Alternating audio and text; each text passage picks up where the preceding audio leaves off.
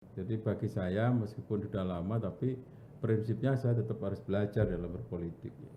Ada di TPS di Situbondo itu Mas Muji, itu tidak ada calegnya, ya, di kabupaten, di kecamatan, di desa itu. Tapi dari 2014, 2009, 14, 19 itu Hanura itu 10 kursi, 10 suara. Kami ini kalau setiap keliling itu kan bukan memposisikan sebagai atasan Mas Muji. Ya, jadi kalau kami ini keliling ke kabupaten kota, kami memposisikan sebagai kawan, sebagai sahabat. Bahwa saya ketua DPD ya, tapi kami bukan kemudian seperti pejabat yang harus disambut mewah, kemudian di ini enggak. Gimana sih caranya dia mempertahankan pada 2009, 2014 dan 2019 kemarin? Kan Hanura ini kan konflik 2019. Kenapa dia masih bertahan?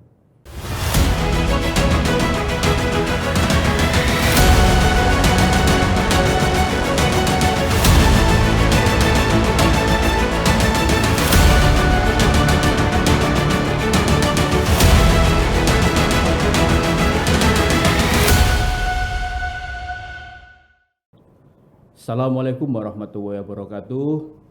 Selamat malam, salam sejahtera dan salam sehat untuk kita semuanya. Hai Tribuners, bertemu lagi dengan saya Mujib Anwar, penanggung jawab Tribun Jatim. Malam hari ini saya kedatangan tamu istimewa ini, spesial ini. Salah satu tokoh politik Jawa Timur, sudah terkenal ini beliaunya ini, sangat dikenal oleh masyarakat Jawa Timur, juga kalangan politisi di provinsi dengan jumlah kabupaten kota terbesar di Indonesia. Mari kita kenalkan siapa beliaunya. Beliau adalah Bapak Wahyudi Yunianto atau yang biasa disapa dengan Cak Masteng. Ya. Ya. Assalamualaikum Cak Masteng. Waalaikumsalam warahmatullahi wabarakatuh. Gimana Cak? Sehat? Alhamdulillah Mas Mujib. Lama kita nggak jumpa ya. Iya, ini lama kita nggak jumpa ini. Tiba-tiba beliaunya sudah menjadi orang yang sangat penting di salah satu jagat perpolitikan Jawa Timur. Tapi tetap kita seperti yang dulu. Ya, Tribuners, Cak Masteng ini adalah Ketua DPD Partai Hanura Jawa Timur, kan seperti itu. Beliau punya terobosan yang luar biasa untuk membawa Partai Hanura ini bisa kembali meraup suara yang besar ya dalam pemilu 2024 yang akan digelar 14 Februari 2024 nanti. Amin. Cak Masteng, ini kita ngobrol gayeng ya, agar para Tribuners di seluruh Jawa Timur dan juga Indonesia nanti bisa tahu ini, bisa punya perspektif ya soal politik, ya soal pemilu dan hal-hal terkait apa sih yang perlu disampaikan oleh Hanura agar nanti Hanura ini menjadikan sebagai salah satu peserta pemilu, nanti bisa lebih meyakinkan pemilih agar nanti bisa punya atau mendulang suara di pemilu 2024. Tapi sebelum itu Cak, ini kan dalam beberapa minggu terakhir ya, beberapa minggu terakhir ini kan ramai viral kan, menjadi perbincangan nasional soal penundaan pemilu setelah adanya keputusan dari Pengadilan Negeri Jakarta Pusat. Nah, terkait dengan gugatan dari Partai Prima. Nah, kalau menurut Cak Masteng ini, kalau menurut Hanura ini terkait putusan tersebut bagaimana? Menurut saya, jadi sebelumnya saya menyapa Tribuner Cak Mujib. Ya. Selamat sore, assalamualaikum untuk seluruh Tribuner di seluruh Indonesia, Jawa Timur.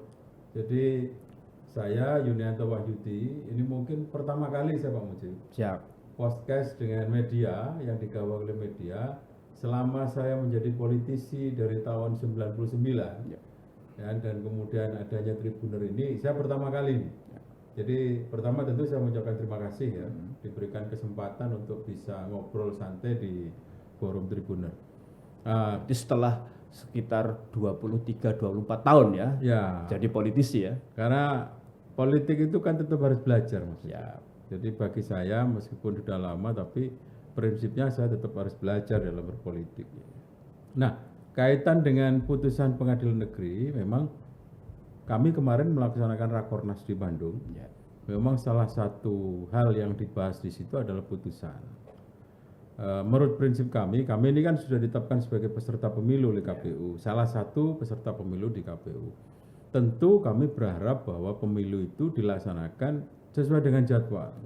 Apalagi teman-teman KPU di seluruh tingkatan itu kan sudah menyiapkan segala hal tahapan-tahapannya, termasuk hari ini dilakukan oleh teman-teman di tingkat KPU dalam bentuk pantarleh ya, pemilihan pemilih. Nah, saya melihat, saya ini bukan sarjana hukum, tapi kan saya ini politik ya. Saya melihat bahwa putusan pengadilan negeri itu di luar kewenangannya. Melampaui kewenangannya karena apa? Karena yang kaitannya dengan pemilu, kalau proses tahapannya itu dia sebagai peserta pemilu atau rangkaiannya dengan pemilu, maka itu kan ranahnya bukan di pengadilan negeri.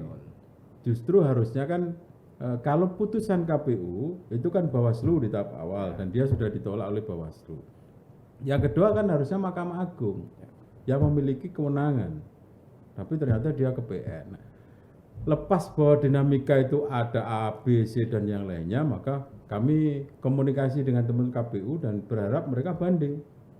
Ya, meskipun itu melebihi kewenangannya, melampaui kewenangannya, tapi kan ada hak KPU yang harusnya dia banding. Tapi sampai hari ini kita konfirmasi, komunikasi karena teman-teman KPU itu kan banyak kenal dekat. Mereka sampai hari ini belum menerima putusan, Mas Mujib. Oh, sampai hari Jadi ini. putusan dari PN itu kan mesti apa? Bahasanya rilas atau apa itu ya? Itu sampai hari ini belum dikirim ke KPU sebagai pihak yang terkena dampak secara langsung atau yang digugat kan begitu. Nah, sehingga KPU tidak bisa melaksanakan proses banding kalau dasaran putusan itu belum diterima, meskipun dari sisi media, dari sisi itu kan sudah diekspos semua. Betul. Tapi kan tetap hitam putihnya itu kan resmi dari PN dikirim ke KPU.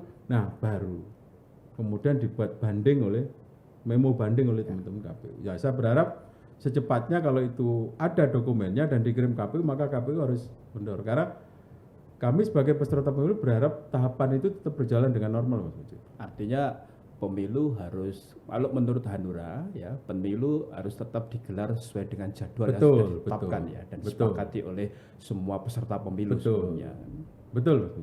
Dan saya yakin hari ini 18 partai politik itu yang menjadi peserta pemilu tetap berharap sesuai dengan tahapan. Tidak mungkin akan pengen nunda. Bahkan presiden kan juga nyampaikan tetap sesuai dengan tahapan. Itu Mas Mujib. Nah, ketika pemilu serentak, ini kan pemilu serentak pertama ya untuk Pilpres dan Pileg. Betul. Digelar Februari 2024 nanti. Ini pasti Hanura kan punya harapan. Hanura Jawa Timur kan punya harapan besar agar bisa kembali dipilih oleh rakyat dan menempatkan calon-calon yang nanti ikut kontestasi untuk menjadi legislator. Nah, apa ini Cak Masteng? Strategi yang akan dilakukan oleh Hanura Jatim untuk meyakinkan pemilih agar nanti bisa mendulang suara sebesar-besarnya ya di pemilu 2024. Terima kasih Mas Mujib. Jadi kami mulai tahapannya itu adalah kami checking lagi. Hanura itu posisinya mulai ikut sebagai peserta pemilu kan tahun 2009. 2009 itu Jawa Timur untuk DPR RI-nya kan ngirim 2 kursi. Untuk provinsinya kita punya 4 kursi. Yang kemudian 2014 turun jadi 2 di provinsi, kemudian 2019 tinggal 1.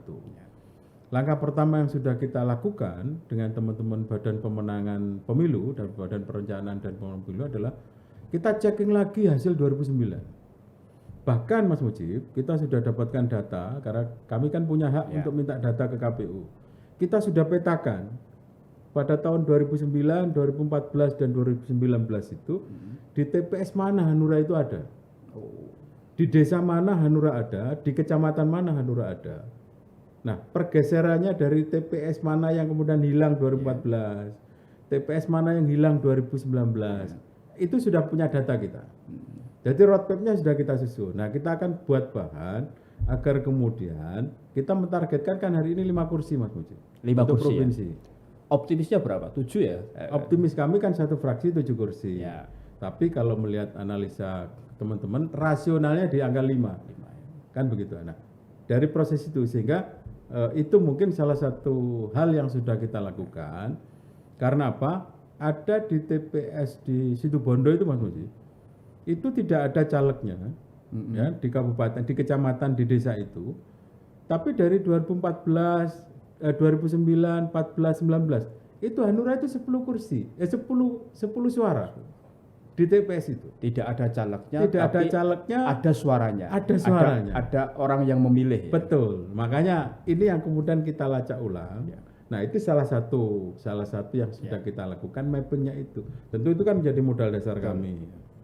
Kalau strategi yang lainnya, ya hari ini kita memanfaatkan media sosial Mas Mujib. Ya, karena apapun hari ini pemilunya 2024 kan beda. Tentu teman-teman milenial, teman-teman yang melek medsos itu kan tinggi. Ya, kami mungkin akan bikin gebrakannya nanti di bulan April Mei Mas Mujib. Mendekati Proses DCS. Jadi kami sekarang sedang proses memantapkan teman-teman di proses pencalekan. Cak Masteng, ini kan untuk Jawa Timur itu kan ketika jumlah kursi yang diperebutkan itu naik dari 100 ke 120. Betul. Di satu sisi malah bagi Hanura dampaknya buruk. Kursinya malah turun dari 2 kursi di pemilu 2014 menjadi cuma 1 kursi di 2019. Nah, ini kan ada anomali, kursi yang diperebutkan jumlahnya naik, tapi kursi yang diperoleh Hanura malah turun. Kalau menurut evaluasi dari Cak Masteng ini, setelah tahun 2019 ya, 2020 ya, diberi amanah sebagai ketua Hanura Jawa Timur, apa? Lebih karena faktor apa? Apakah sebelumnya karena dampak ya, kita tahu ada konflik ya di pusat ya kan, di Hanura, atau karena apa? Ya, satu karena konflik yang berkepanjangan itu ya. Karena kemudian terjadi proses, ada caleg Mas Mujib sudah daftar, tapi karena melihat ada konflik itu kemudian mundur. Ya kan? Dan itu kan kemudian mempengaruhi. Yang kedua, kesinambungan antara tandeman Mas Mujib. Dan jadi DPRD kabupaten kota dengan provinsi, kemudian dengan RI itu yang kemarin hilang. Makanya kalau total akumulasi di Jawa Timur itu 46 kursi, kemudian provinsinya jadi 1 kursi, ini kan nggak masuk akal. Itu yang 46 ini kursi DPR kabupaten kota yang diperoleh oleh Hanura di Jawa Timur ya. Betul. Jadi kami ibaratkan seperti Nganjuk Mas Mujib. Dapil Nganjuk, Madiun kota kabupaten. Nganjuk itu kami dapat 6. Kemudian Kabupaten Madiun kami dapat 2. Kemudian Kota Madiun dari 1 hilang. Nah, dalam logika saya, kan, yang saya masih belajar politik ini Mas Mujib, harusnya kalau dengan 6 ditambah 2, 8, itu kan pijakan dasarnya kan ada. Harusnya provinsinya kan ada dong. Kan begitu. Nah, ini kan jadi nggak ada. Kan Dapil Nganjuk kosong. Dapil Nganjuk dengan Madiun kabupaten kota kan 1 dapil.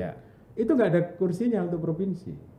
Harusnya kalau dasarnya ada, kan di atasnya kalau sambung, sistem tandem, komunikasinya baik, ketika turun baik, kan harusnya dapat dong. Karena rata-rata di Nganjuk Mas Mujib, teman-teman itu kan dapatnya 10.000. Kalau 6 kursi itu ya, satu anggota dewan itu ya dapat 10.000.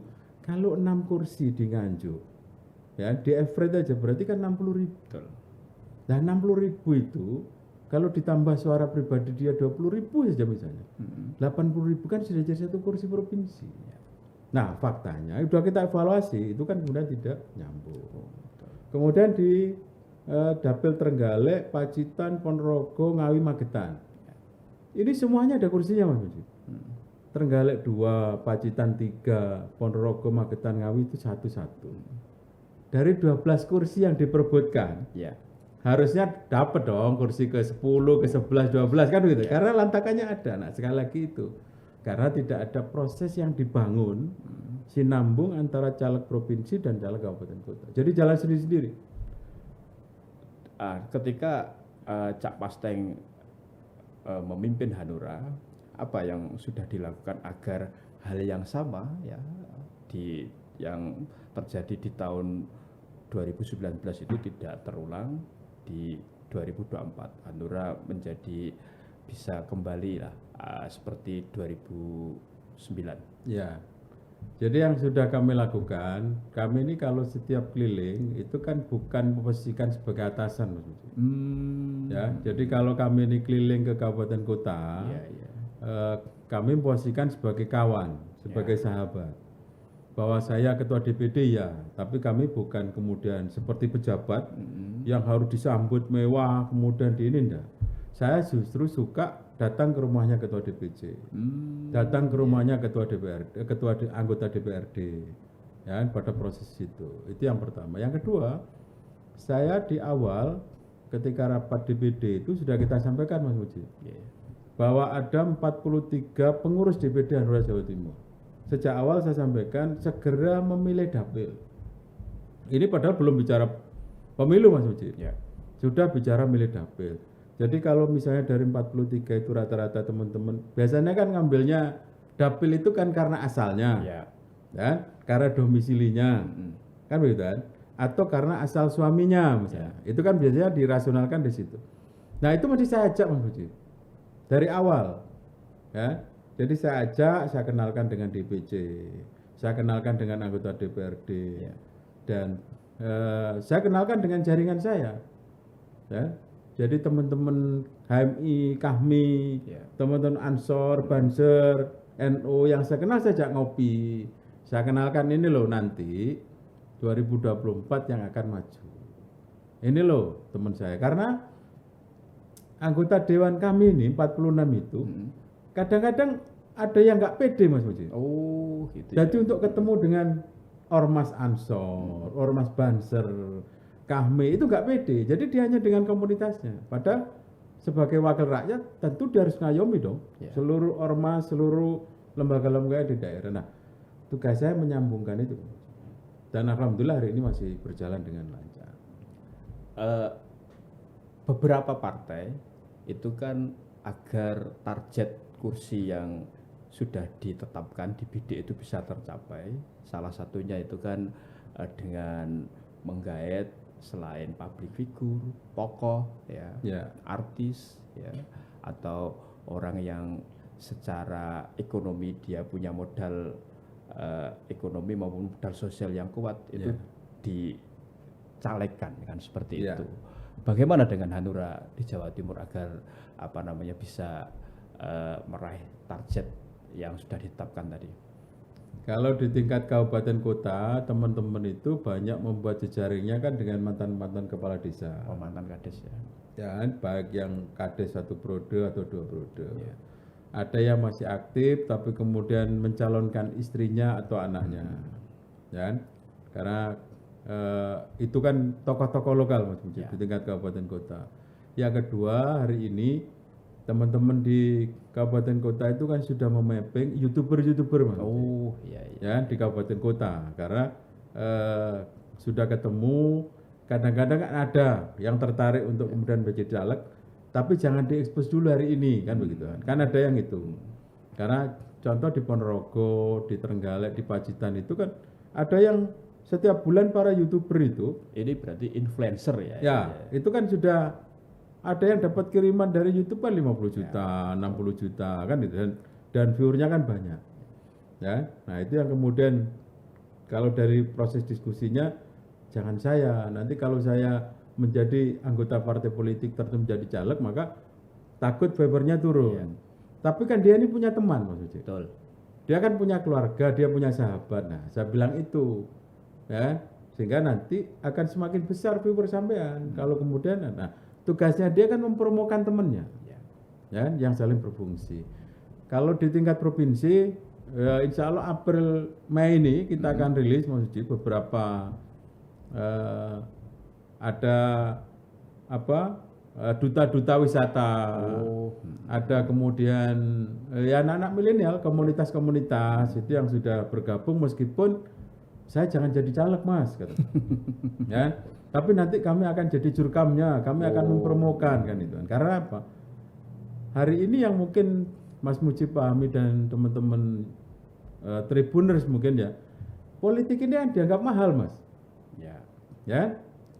Jadi kalau orang mau menjadi caleg, orang menjadi anggota partai, kan dihitung waktunya semakin sempit, musuhnya semakin banyak kan begitu.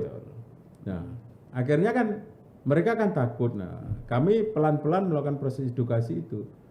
Insya Allah nanti Mei atau Maret April ini kita akan rilis beberapa teman-teman tokoh yang masuk di Hanura Jawa Timur. Cak Mas Teng, di pemilu 2024 itu kan salah satu pemilih terbanyak itu kan terutama di kalangan milenial dan generasi Z. Nah, ini kan butuh pendekatan yang berbeda ya. Betul. Dibandingkan dengan generasi sebelumnya dan jumlahnya besar. Betul. Dan bisa menjadi penentu kira-kira caleg A atau partai A nanti dapat suara atau tidak kan seperti itu. Nah, apa yang coba dilakukan oleh Hanura agar bisa menarik di mata para pemilih milenial dan generasi Z yang jumlahnya sekarang paling besar? Betul. Ya, jadi kami sudah melakukan beberapa ya. Termasuk kami dengan teman-teman pengurus DPD itu kan harus mengikuti keinginan dia. Ya. Jadi misalnya kelompok milenial itu kan yang suka ngopi di Taman Bungkul. Ya. Mereka kan berkelompok hidupnya. Ya. Tentu kalau kami langsung mengenalkan diri sebagai partai pasti daya tolaknya tinggi. Kan itu. Makanya kami kemudian ikut kegiatan kita. Jadi termasuk ketika mereka komunitas motor, komunitas gamer, ya. Jadi saya juga harus belajar Mas Budi.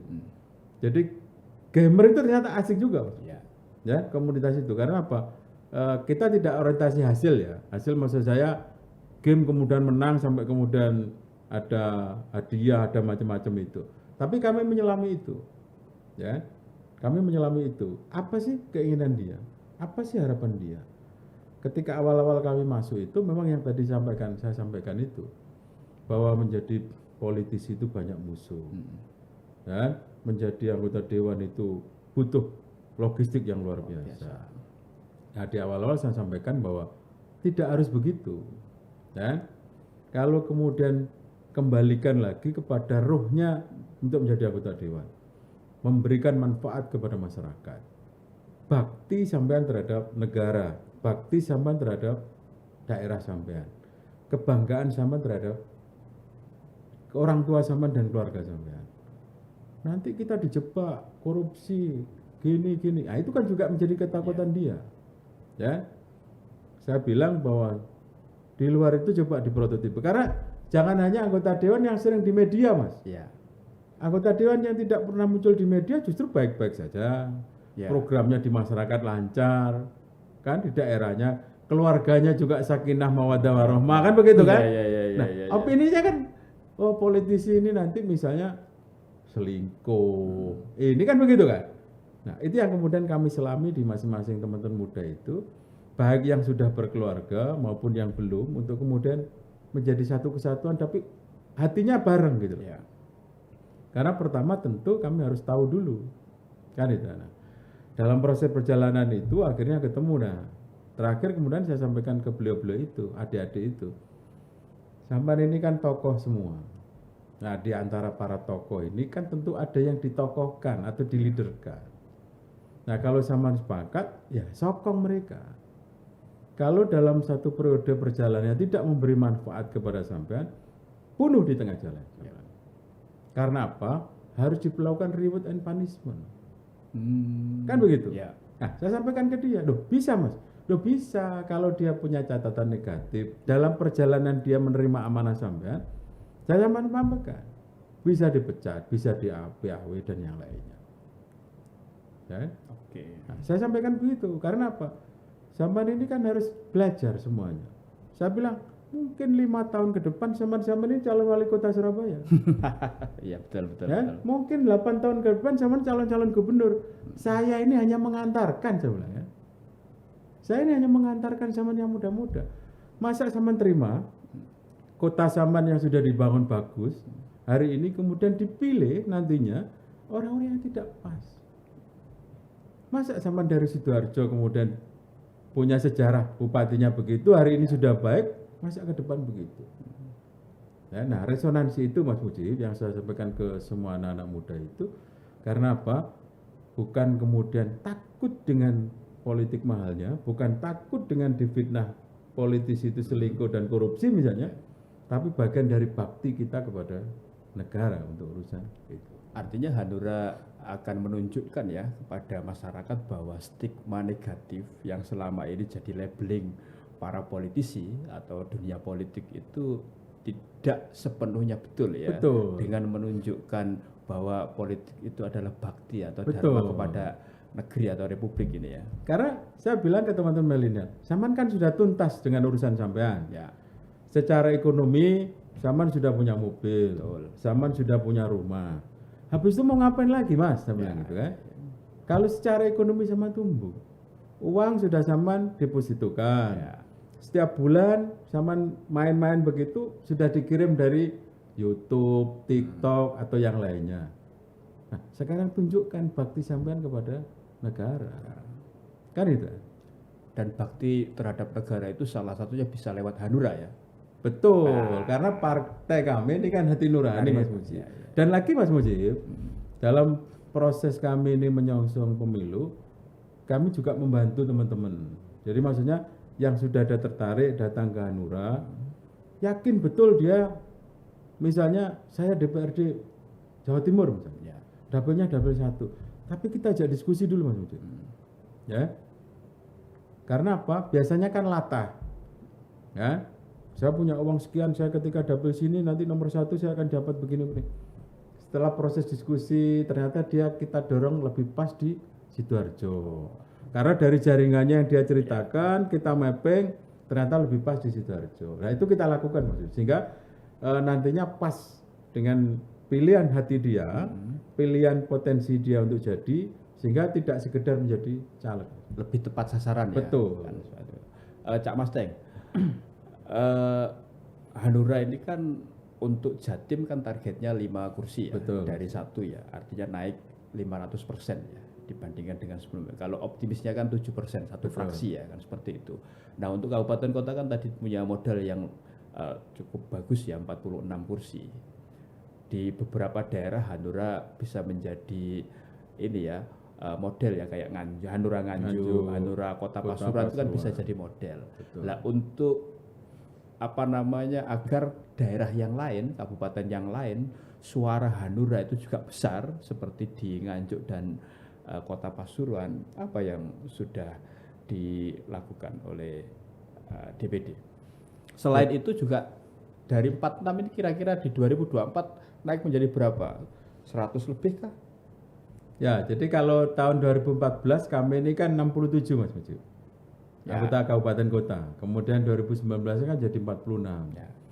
Kalau berdasarkan kesepakatan dengan 38 kabupaten kota, itu kita naik itu menjadi 103 Mas Mujib. 103. 103 dari 46 jadi 103.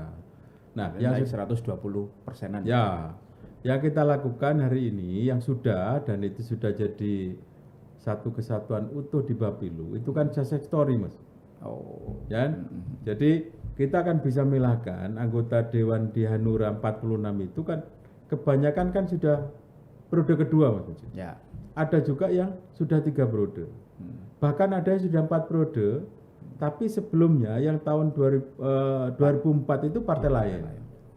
Nah, mereka ini kan rata-rata dapatnya kan 8.000, 10.000, 12.000. Nah, Bapilu sudah turun jauh-jauh hari itu memotret, berdiskusi dengan teman-teman itu, dulu gimana sih untuk menjadi dewan itu, ya. Kemudian gimana sih caranya dia mempertahankan pada 2009, 2014 dan 2019 kemarin. Kan Hanura ini kan konflik 2019. Ya. Kenapa dia masih bertahan? Nah, trik-trik dia, strategi dia, bagaimana kemudian dia lakukan itu sudah ada di kita semua Mas Mujib. Success story-nya sudah Success di-capture story-nya, di-capture ya. ah, tercapture. Contoh misalnya Mas Mujib, Tuban misalnya ya. Ya, Tuban itu kan kami satu kursi. betul. Mas Musa itu kan dulu dari partai lain, ya. ya kan?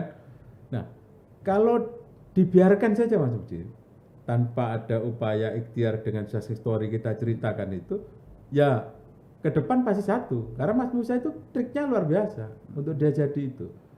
Ya, nah dari success story itu yang sekarang kita perlebar, termasuk kita berikan kepada calon-calon yang mau masuk ke Hanura. Ya. Kan itu. Menjadi caleg kabupaten, termasuk salah satu Mas Mujib, ada yang habis 2 miliar nggak jadi Mas Mujib. Dari Hanura? Bukan, dari yang lainnya. Hmm. Ada yang 1 miliar dari Hanura nggak jadi ada Mas Mujib. Ada yang hanya 100 juta, ada yang 85, itu jadi Mas Mujib. Yang dari Hanura yang Hanura. dengan modal paling kecil jadi sampai berapa? Yang kita dari Nah, Mas mapping itu ada yang 55 juta Mas Mujib. Jadi 55 juta yang Jadi anggota jadi. DPRD. Jadi pemilu 2019. Ya. Jadi ada yang baru 1 periode, ada sudah periode kedua. Tapi teman-teman yang sudah 2 periode, 3 periode itu malah bicara begini. Saya pertama kali 2009 Pak Ketua, jadi anggota dewan itu saya hanya habis 35 juta. Ya. Tapi 2014 periode kedua saya itu saya malah habis 100 juta. Nah, pada yang sekarang saya habis 200 juta Pak Ketua. Loh, kenapa bisa naik?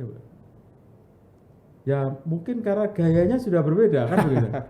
bukan berarti mempertahankan itu lebih sulit daripada merebut Betul, ya. makanya mempertahankan jadi susah. Karena Iya, apa? iya, Pemilihnya yang sebelumnya itu ikhlas membantu. Iya. Nah ini kan sudah 1 periode, masa saya nggak dikasih kue, saya nggak dikasih minum gitu langsung. Iya, iya. Jadi akhirnya muncullah angka 100 tadi itu.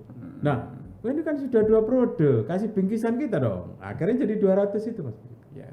Ya, nah success story itu yang menjadi dasar kita dan menjadi keyakinan kita dan kita sampaikan ke semua caleg yang mau masuk ke Hanura bahwa 100 juta itu bisa jadi anggota DPRD kabupaten. Yang penting terapinya terukur dan pas tadi. Itu untuk DPRD kabupaten kota. Kabupaten ya. kota. Kalau untuk DPRD kabupaten DPRD provinsi tingkat 1 Provinsi ya namanya politik itu kan butuh logistik Mas Mujib Ya. ya. Kami punya 1 namanya Mas Bambang Rianto. Itu dari Dapil Tulungagung, Kabupaten Blitar dan Kota Blitar. Beliaunya 2009 itu anggota DPRD Kota Blitar, kemudian 2014 dan 19 provinsi. Nah, beliaunya juga nggak habis-habis banyak. Karena apa? Dia ini kan punya hak dalam proses jaring aspirasi itu. Ya. Nah, tapi beliaunya sudah bisa memastikan. Jadi kalau 3 kabupaten kota di dalam dapilnya itu, dia kan sudah punya potret Mas. Ya. Oh, Hanura ini akan kuat itu di 3 kecamatan di Kabupaten Blitar, 3 kecamatan di Kabupaten Tulungagung, 1 kecamatan dan berapa kelurahan di Kota Blitar. Dia fokus hanya itu Mas. Ya.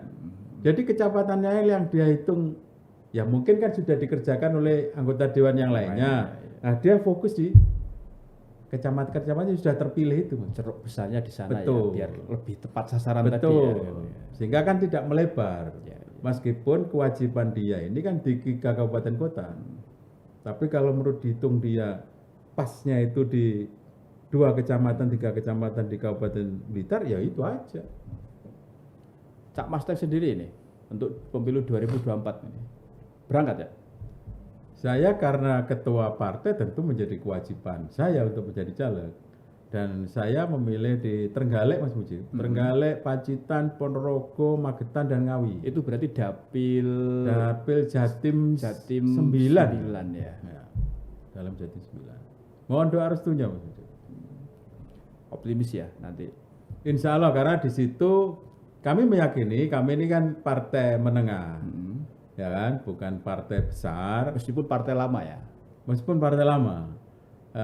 Jadi kami ini kan karena 12 kursi, 10 kursi atau 8 kursi yang diperebutkan, tentu kesempatan kami ada, kan? Kesempatan kami ada sehingga kami memanfaatkan peluang di kursi-kursi ke-7, ke-8, ke-9, 10. Apalagi kalau provinsi kan maksimal kan 12 kursi. Ya. Meskipun bukan kemudian kami tidak menjadikan target kabupaten kota yang dapilnya itu 6 kursi misalnya. Kami tetap akan berikhtiar di situ itu. Ya. Pak Mas Teng, terakhir. Jumlah pemilih di Jawa Timur ini kan terbesar kedua ya di Betul. Indonesia. Kalau di pemilu 2024 itu kemungkinan ya sekitar 31 jutaan. 31 juta. Nah, betul. apa ini pesan dari Cak Mas Teng selaku Ketua DPD Partai Hanura Jatim agar masyarakat Jawa Timur ini tertarik untuk memilih Hanura, Partai Hati Nurani Rakyat ini. Silakan. Terima kasih Mas Mujib. Jadi kami di Partai Hanura di tahap awal kami mengembalikan rohnya Partai Hanura itu seperti namanya partai, Mas. Jadi kami mengembalikan lagi kepada hati nurani kami. Jadi kalau memang itu jelek, kami katakan jelek. Bahkan di semua medsos yang kami miliki, kalau orang itu mengkritik bahwa Partai Hanura, kita terima, Mas. Itu sebagai bahan perbaikan kita. Yang kedua, kebiasaan di partai politik itu kan ketua DPD-nya itu kan otoriter. Ya. Dan karena semuanya kadang dibebankan pada ketua DPD. Kalau di kita, kita biasakan menjadi serang sahabat. Ya. Dan kalau saya juga tidak benar-benar amat, kalau saya salah kita kritik, kita selesaikan semuanya. Dan seluruhnya harus kembali kepada hati nurani. Kami berikhtiar bahwa nantinya kalau diberikan kesempatan kami berkontestasi dan kemudian diberikan amanah oleh masyarakat di Jawa Timur dari 31 juta itu, maka kami pengen berbuat lebih baik dan semuanya kembali kepada hati nurani kami. Kami kalau nantinya misalnya lancung dalam proses amanah masyarakat, maka kami akan mengundurkan diri sendiri. Jadi siap mundur ya? Kami berkomitmen kepada seluruh anggota DPRD calon-calon kita itu, kalau nanti dalam proses kita tergesek sendiri aja, baik itu masih dalam bentuk fitnah, dalam bentuk opini, ya kita siap untuk mundurkan diri karena itu bagian dari pertanggungjawaban kita kepada rakyat. Apalagi viral ya. Sekarang kan lagi musim ya. Kalau ada yang kurang bagus, ya, ada masalah sedikit kan viral di sosial media itu langsung diminta kita akan mundur karena diri. mengingkari amanat hati nurani, hati nurani itu dan sudah amanat harus berbeda sehingga kami pengen menyamakan antara prinsip dasar kami, apa yang kami lakukan, apa yang kami ucapkan, dan apa nanti yang kami lakukan tindakannya itu harus sama. Ya, dan saya yakin rakyat Jawa Timur khususnya kan sudah cerdas semua, Mas. Sudah bisa memilah dan memilih. Tentunya saya harus juga membantu KPU, tetap semuanya harus hari ini mendaftarkan atau didaftar sebagai pemilih, dan nanti menggunakan hak pilihnya dengan semuanya sehingga biasanya hanya 78%, tentu kami berharap Jawa Timur bisa 80-90% untuk partisipasi pemilihnya. Oke. Gitu Mas Mujib. Mantap ini. Tribuners, demikian tadi wawancara saya dengan Bapak Wahyudi Yunianto, Ketua DPD Partai Hanura Jawa Timur. Kita nanti akan bertemu dengan tokoh-tokoh politik Jawa Timur lainnya. Kita akhiri, terima kasih.